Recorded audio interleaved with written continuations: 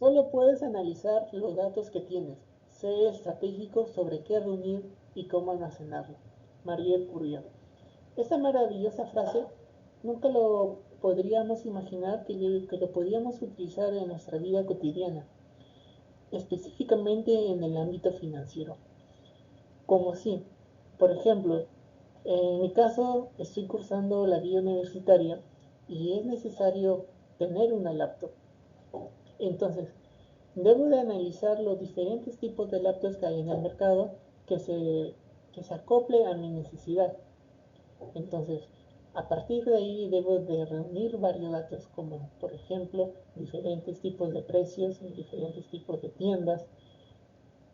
Y una vez reunidos debo de almacenarlo. Y ya que gracias a esto podré analizar los días en que pueda reunir el capital para conseguir esta laptop. Mi nombre es Alexander Leonel Latorre Lázaro, curso el primer ciclo de Administración y Marketing y hoy día les voy a hablar sobre el marco conceptual para la información financiera del curso de Fundamentos de Contabilidad y Finanzas. Mi docente es Marisabeth Álvarez Silva. La calidad de una información financiera te garantiza una base sólida para la planificación de estrategias, donde se van a evaluar los riesgos y se van a optimizar todos los recursos de una manera muy efectiva. Ahora, estos principios nos permiten obtener datos precisos y relevantes que van a ser esenciales para la toma de decisiones económicas tanto como a largo y a corto plazo de una empresa. Por ende, la transparencia y la confiabilidad es fundamental para el análisis e interpretación de la información financiera de una empresa, ya que esto le va a garantizar que otros inversionistas se acerquen para negociar y así expandirse.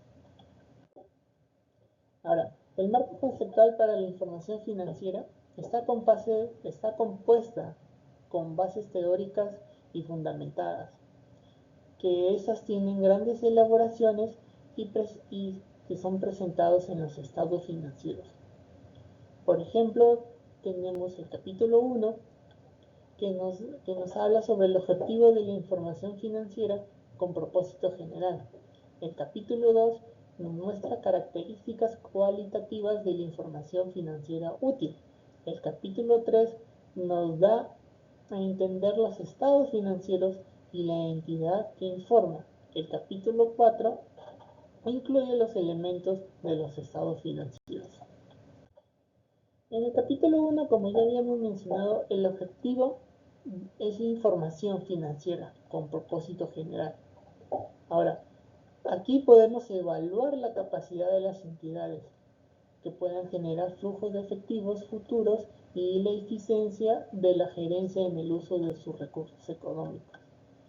Con respecto a su utilidad, permite a los usuarios evaluar la rentabilidad y los riesgos asociados a la entidad a través de una información clara sobre sus recursos económicos, derechos de acreedores y también de la gerencia, en cómo gestiona estos recursos. Sus limitaciones. Estos informes no están diseñados para mostrar el valor exacto de una entidad, sino para proporcionar información que permita estimar su valor.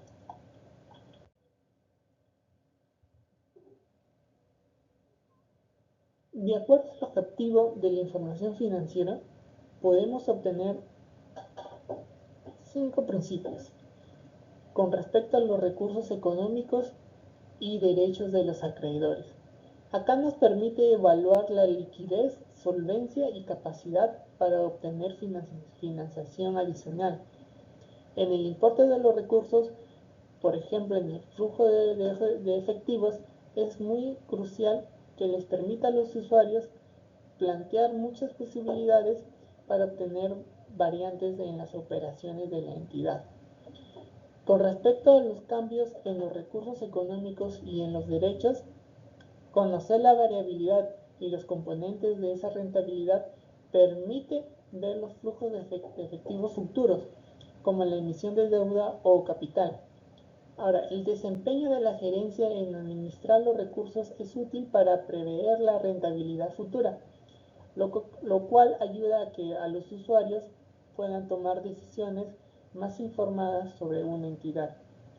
Con respecto al rendimiento financiero reflejado por la contabilidad de acumulación o devengo, aquí registramos los efectos de las transacciones y eventos en el periodo que ocurren, en el periodo que esas ocurren, muy aparte de los cobros y pagos.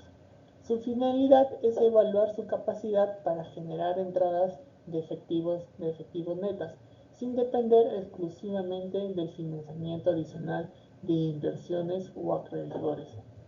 Rendimiento financiero reflejado por los flujos de efectivos pasados. Para los usuarios proporciona una visión clara de cómo la entidad obtiene y gasta efectivo. También podemos ver préstamos y reembolsos de deudas, dividendos. También las distribuciones de efectivos a inversores. Cambios en los recursos económicos y en los derechos de los acreedores que no proceden del rendimiento financiero. La información sobre cambios en los recursos económicos y derechos de los acreedores que no derivan del rendimiento financiero es clave para una comprensión integral de la situación financiera de la entidad y su capacidad futura para generar rendimiento. En el capítulo 2 veremos las características cualitativas de la información financiera útil. Su propósito es ayudar a los usuarios a tomar decisiones sobre la entidad a partir de las informaciones de los recursos económicos, derechos de los acreedores y los cambios que afectan a esos recursos y derechos. La información que obtenemos acá nos van a proporcionar datos actuales y pasados. Los informes también pueden incluir proyecciones y expectativas, lo que es útil para una planificación a corto y a largo plazo. Las diferencias en la planificación. La forma en que cómo se pueden aplicar estas características y restricciones pueden variar dependiendo del tipo de información. Por ejemplo, la información futura frente a la información histórica. En el marco conceptual de las características cualitativas de la información financiera útil podemos encontrar las características cualitativas fundamentales, que es la relevancia, que viene a ser un valor predictivo y confirmatorio. También otra característica es la materialidad o importancia relativa, que nos va a mostrar la naturaleza y o la magnitud de la información financiera de la entidad. La representación fiel. La representación fiel se basa en que la información sea completa, neutral y libre de errores significativos y que refleje fielmente los fenómenos económicos de dicha entidad. La aplicación de las características cualitativas fundamentales. Aquí vamos a encontrar el equilibrio entre la relevancia y la representación fiel, ya que si ajustamos las características cualitativas en función de la utilidad que aportan a los usuarios, vamos a obtener buenas decisiones, tanto como para los usuarios y futuros inversionistas. Características cualitativas de mejora. Tenemos la comparabilidad, que es la capacidad de identificar, comprender similitudes y diferencias entre partidas o periodos financieros. La verificabilidad se basa en la observación directa o mediante la validación de datos y cálculos subyacentes y debe de estar respaldada por la transparencia en las proyecciones futuras y sus supuestos. Oportunidad.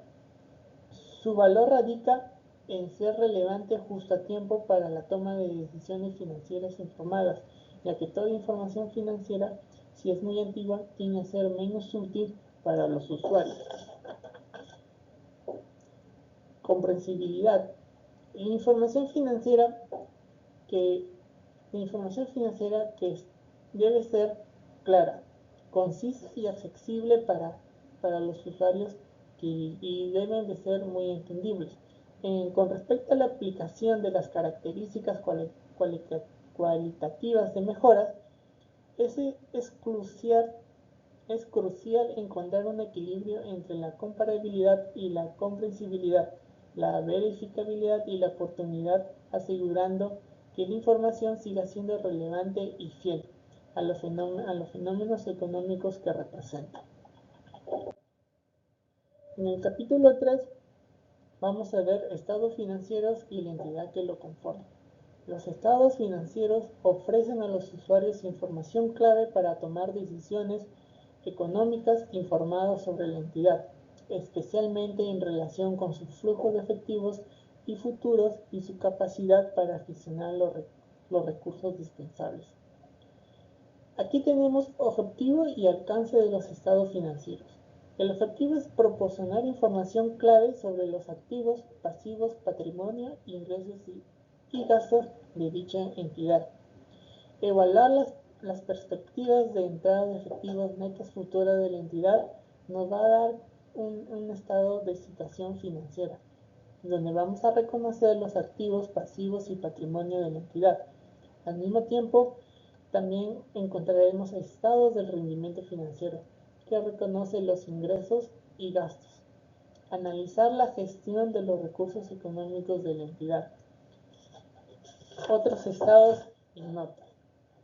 Aquí vamos a ver lo que son activos, pasivos, patrimonios, ingresos y gastos reconocidos juntos con los riesgos asociados. También los activos y pasivos no reconocidos detallando su naturaleza y riesgos de sus flujos de efectivo.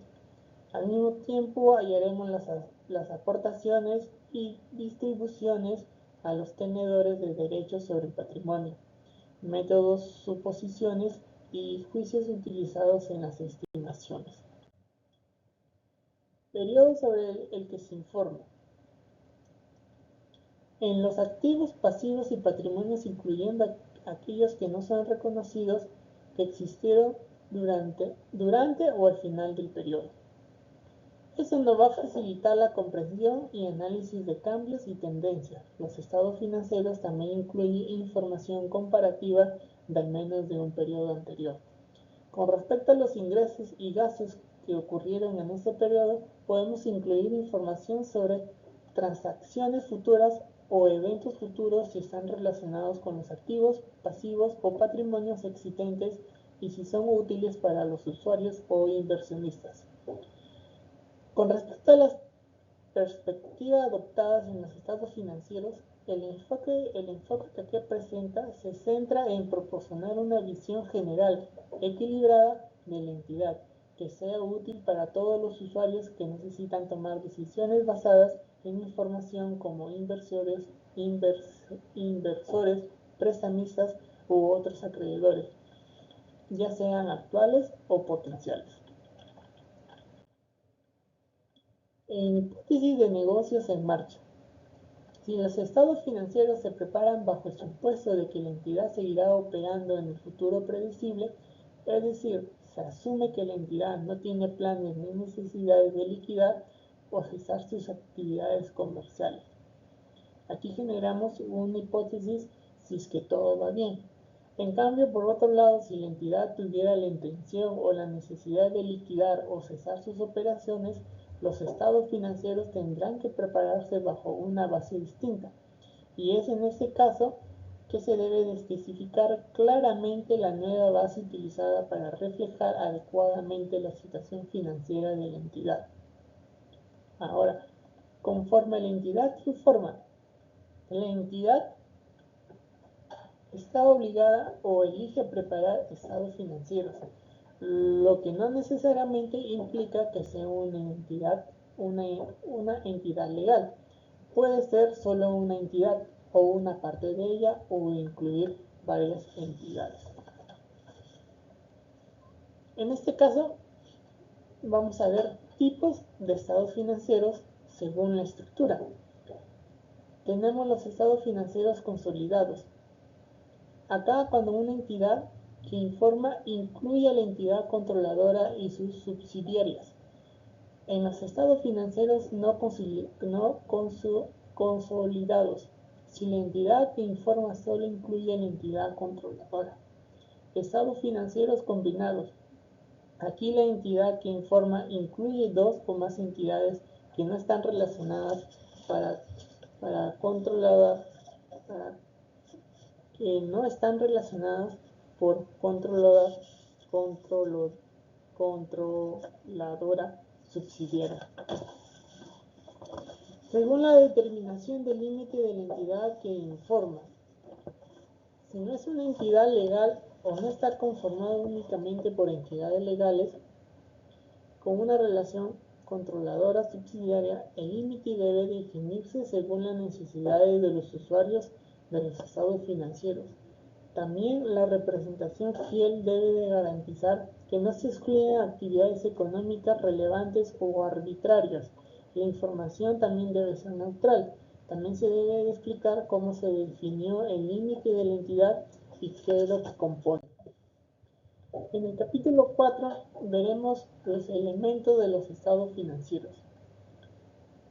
En primer lugar, hablaremos sobre la definición de activo.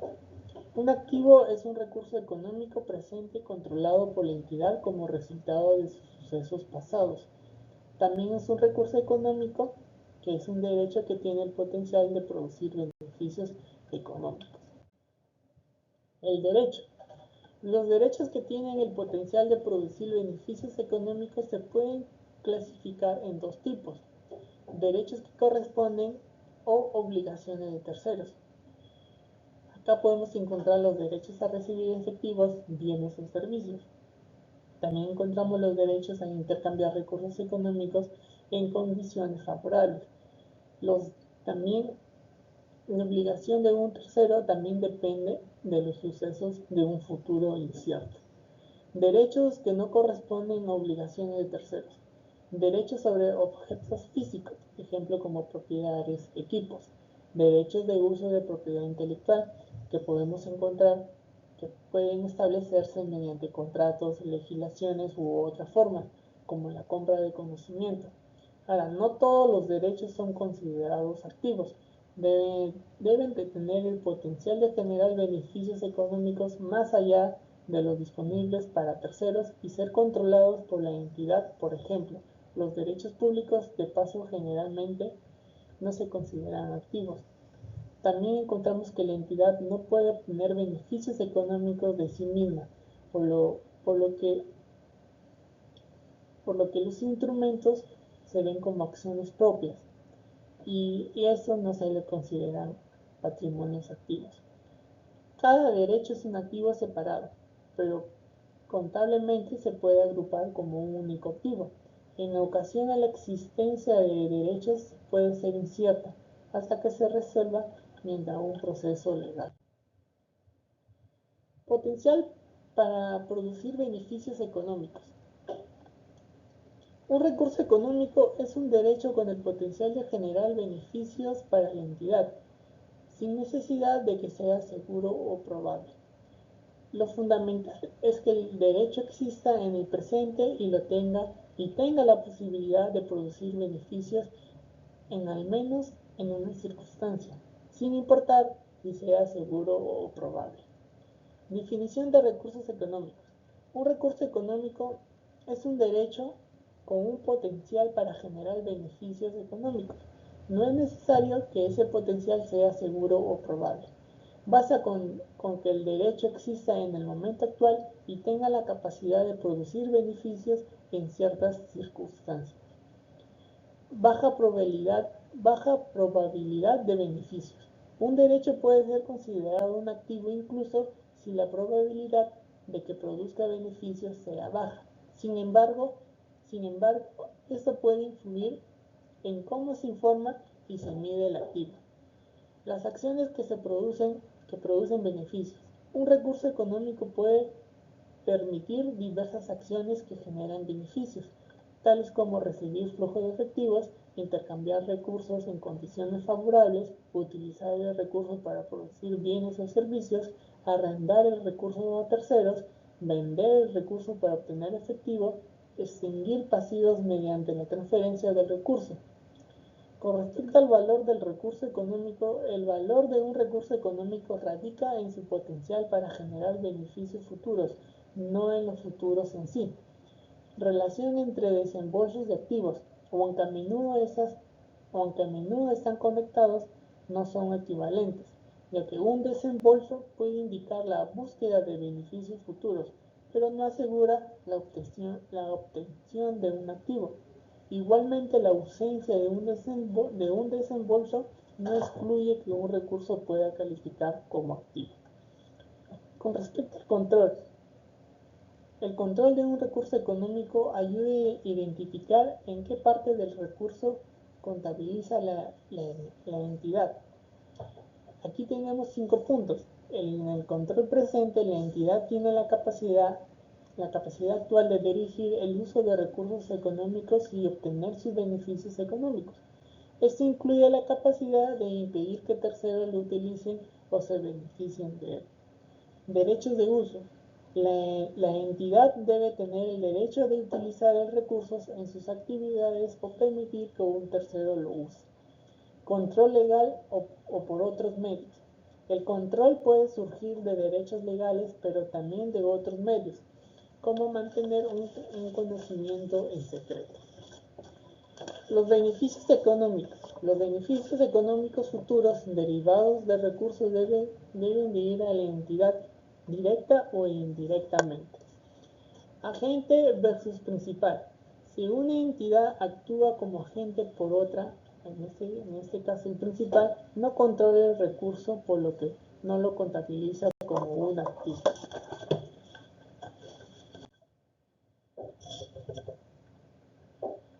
Definición de pasivos. Un pasivo es una obligación presente de la entidad que transfiere un recurso económico como resultado de sucesos pasados. Acá podemos tener una obligación. La obligación debe ser prácticamente ineludible para la entidad y estar dirigida hacia un tercero, ya sea por motivos legales, contractuales o implícitos en su comportamiento. Aquí tenemos 5 puntos claves. La obligación ineludible. La entidad tiene un deber o responsabilidad que no puede evitar de forma práctica. La obligación hacia un tercero. Esto implica que un pasivo siempre se establece por una responsabilidad externa, o sea, por un tercero. Origen de la obligación. Las obligaciones pueden surgir de contratos, leyes o prácticas habituales de la entidad, como políticas publicadas o declaraciones. Acciones futuras condicionantes. Si la entidad requiere realizar una acción futura, la entidad tendrá la obligación solo si se tiene la capacidad práctica de evitar o realizar dicha acción. Evaluación de capacidad práctica. Al evaluar si la entidad tiene la capacidad práctica de evitar la obligación, se consideran las consecuencias económicas de evitar dicha transferencia. Si evitarla supone un costo mayor, la entidad tiene la obligación de analizarlo si lo hace o no. Las transferencias de un recurso económico. Para definir un pasivo, es que la obligación debe implicar el potencial de requerir la transferencia de un recurso económico a un tercero. Los aspectos claves en esta transferencia son 3.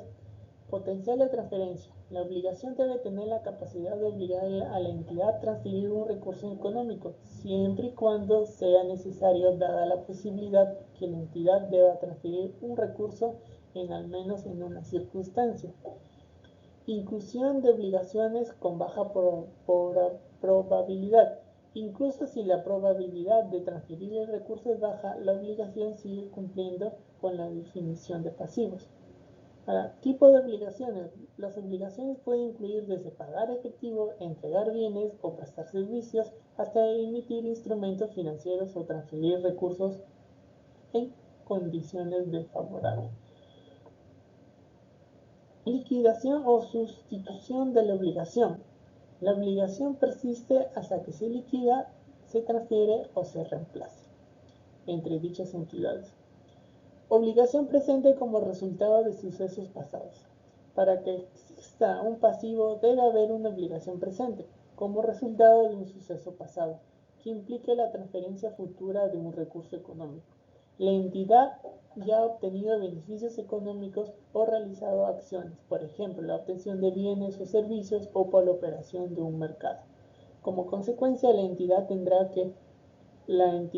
tendrá o podría tener que transferir un recurso económico, la cual eso nunca haya sido transferido o de no haberse producido en algún suceso. Activos pasivos. La selección de la unidad de una cuenta es un paso crítico para asegurar que los activos pasivos, ingresos y gastos se reconozcan y midan de manera que proporcionen una representación fiel y útil en la situación financiera o el desempeño de una entidad. Selección de la unidad de cuenta. La unidad de cuenta se selecciona con base en cómo se aplicarán los criterios y recomendaciones y los conceptos de medición a un activo o pasivo. Por ejemplo, un contrato podría reconocerse de manera individual, pero medirse como parte de una cartera de contratos. En algunos casos, para la presentación y divulgación, puede ser necesario agregar o desagregar activos, pasivos, ingresos y gastos en sus componentes. También tenemos cambios en la unidad de cuenta. Si una entidad transfiere parte de un activo o pasivo, la unidad de cuenta puede cambiar. El componente transferido y el componente conservado podrían convertirse en unidades de cuentas independientes. Consideración de los costos. Si disminuye el tamaño de la unidad de cuenta, los costos aumentan, por lo que solo deben desagregar los derechos y obligaciones si los beneficios superan los costos. Derechos y obligaciones interdependientes. Cuando los derechos y obligaciones surgen de la misma fuente y son interdependientes, por ejemplo, en contratos pendientes de ejecución, deben tratarse como un activo o pasivo único. Si los derechos y obligaciones son separables, pueden contabilizarse de manera individual con activos y pasivos separados. Compensación de activos y pasivos se refiere a la presentación neta de activos y pasivos en los estados financieros. Posibles unidades de cuenta. Tenemos 6 puntos. Un derecho o obligación individual. Todos los derechos o obligaciones que surgen de una fuente única como un contrato. Un subgrupo de derechos u obligaciones, por ejemplo, derechos sobre propiedades de vidas útiles diferentes. Contratos pendientes de ejecución. Generan un derecho y una obligación combinados que son contabilizados como un activo o un pasivo. Eso depende si los términos del contrato son favorables o desfavorables para la entidad en ese momento. También el cumplimiento parcial o total de las obligaciones del contrato pueden cambiar la naturaleza de estos derechos y obligaciones. Por ejemplo, derechos y obligaciones combinados. Un contrato pendiente de ejecución genera un derecho y una obligación que están interrelacionados o inseparables. La entidad, por ejemplo, si es que tiene un activo, los términos del intercambio son favorables en este momento.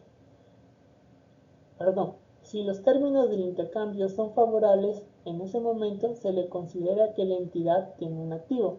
Ahora, si los términos del intercambio son desfavorables, se considera que la entidad tiene un pasivo. De acuerdo al cumplimiento del contrato, cuando una de las partes comienza a cumplir sus obligaciones del contrato, esta debe de estar pendiente de la ejecución.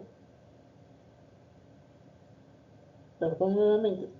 Cuando una de las dos partes comienza a cumplir sus obligaciones, el contrato deja de estar pendiente de ejecución.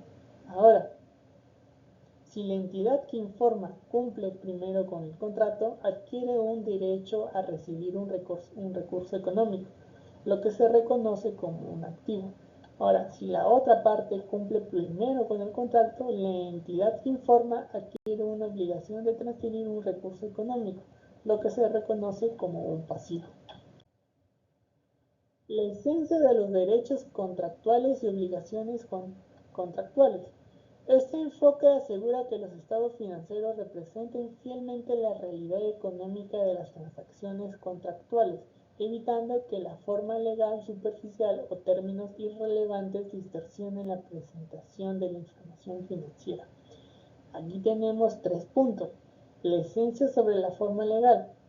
Nos habla que todos los derechos y obligaciones que surgen de un contrato deben coincidir con su forma, con su forma, para que la información financiera refleje su verdadera naturaleza económica en sus transacciones. Consideración de todos los términos del contrato. Todos los términos explícitos e implícitos de un contrato deben de ser considerados, siempre que tengan una sustancia económica, ya que estos suelen ser tomados como garantías legales para ventas de bienes. Acá, en la desestimación de términos sin sustancia, podemos encontrar términos que no tienen un efecto económico apreciable. Por ejemplo, términos que no obligan efectivamente a las partes del contrato, derechos como opciones que el titular no puede ejercer de manera práctica o realista. El tratamiento de grupos o series de contratos. En algunos casos, varios contratos pueden estar diseñados para lograr un efecto comercial global. Cuando esto ocurre, los derechos y obligaciones de esos contratos pueden tratarse como una unidad de cuenta individual en los estados financieros. Definición de patrimonio.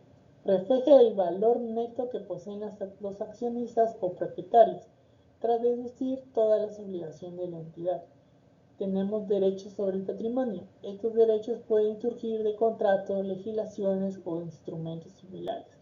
Acciones emitidas por la entidad, por ejemplo, acciones ordinarias o preferentes. Obligaciones de la entidad para emitir futuros derechos sobre el patrimonio. Clases de derechos.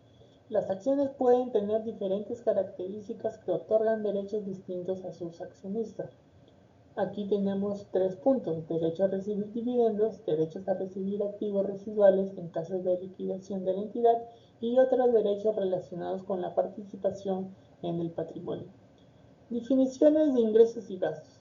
Son elementos claves en los estados financieros, ya que permiten evaluar el rendimiento financiero de una entidad.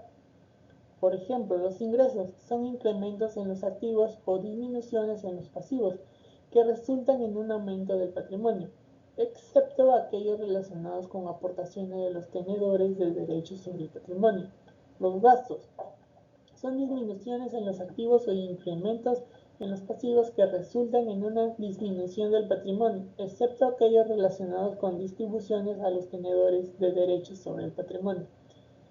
Es importante que debemos de separar los ingresos y gastos, porque tienen características diferentes y también pueden proporcionar una mejor comprensión en el rendimiento financiero de la entidad. Los ingresos y gastos estarán directamente relacionados con el rendimiento financiero, por lo que son cruciales para la evaluación por parte de los usuarios en esos estados financieros.